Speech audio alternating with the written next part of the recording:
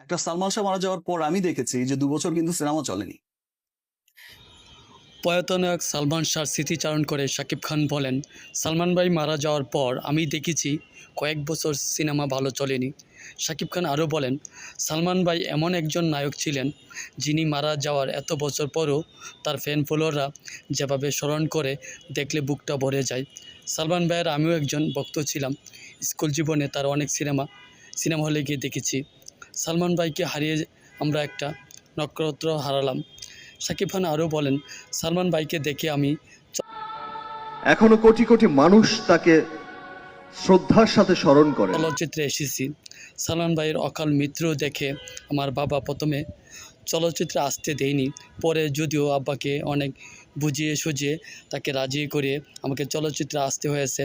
শাকিব খান বলেন, সালমান ভাইয়ের মৃত্যুর এত বছর পর এখন পর্যন্ত তার সেই রহস্য জোট খোলেনি। যদি তিনি আত্মহত্যা না করে থাকেন তাহলে এত বছর কেন লাগবে হত্যার সুষ্ঠু বিচার হতে? এটা আমি একজন ভক্ত হিসাবে আমার প্রশ্ন। আমি চাই যত দ্রুত সম্ভব সালমান ভাইয়ের হত্যার সুষ্ঠু তদন্ত করে অপরাধীদের সর্বোচ্চ শাস্তি নিশ্চিত করা। এতে করে সালমান ভাইয়ের পরিবার ও তার ভক্তরা শান্তি পাক। প্রিয় ভিউয়ার্স, প্রয়াত নায়ক সালমান শাহর স্মৃতিচারণ করে শাকিব খান যা বললেন আপনাদের কাছে কেমন লেগেছে প্লিজ কমেন্টস করে জানিয়ে দেবেন।